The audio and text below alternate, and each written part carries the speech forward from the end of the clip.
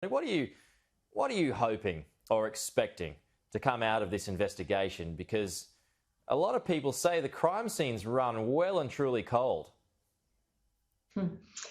Yes, well, what I hope and what I expect are two different things. I think the World Health Organization is fairly compromised by China and has been from the start. If you remember, they, at the beginning of the pandemic, were downplaying it and, in fact, even said that there was no person-to-person transmission at a time when, obviously, it was running rampant in Wuhan.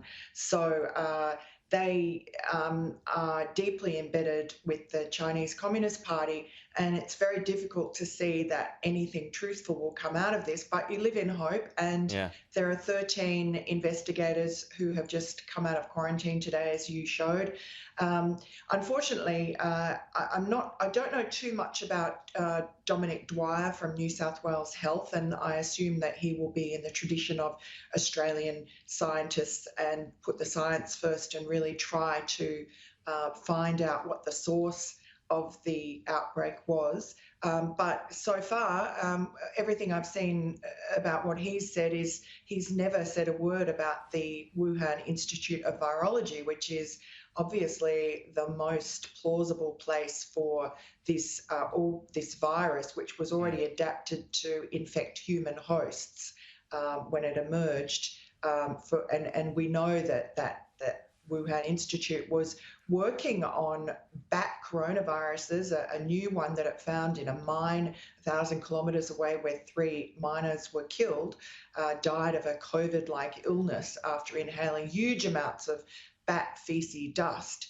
So, and we also know that that same institute was doing so-called gain-of-function research on bat coronaviruses at the time, and that means that it was actually altering the makeup of the virus to make it more prone to infect human cells. It's very dangerous research. It was banned by the Obama administration here in 2014, and that research was then funded by Americans in Wuhan. So the potentially that outbreak that occurred, if it did come from a lab spill, that research potentially was funded by American dollars. And unfortunately, the only American representative in that WHO crack investigative team today is a man called Peter Daszak from a non-profit that's government funded here in New York.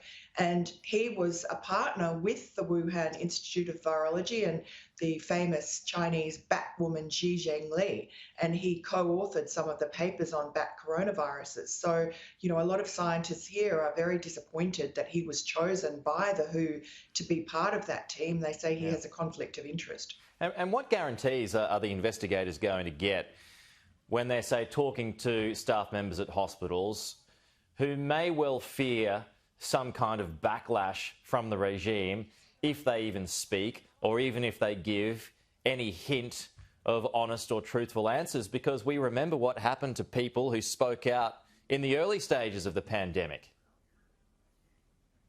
Absolutely. And, you know, just recently there are families of many of the people that died in Wuhan who have got together on a social media platform and were sharing stories and complaints about how authorities behaved in the early parts of this pandemic in Wuhan. And they, just before the WHO team arrived, their platform was just taken off air. They're gone.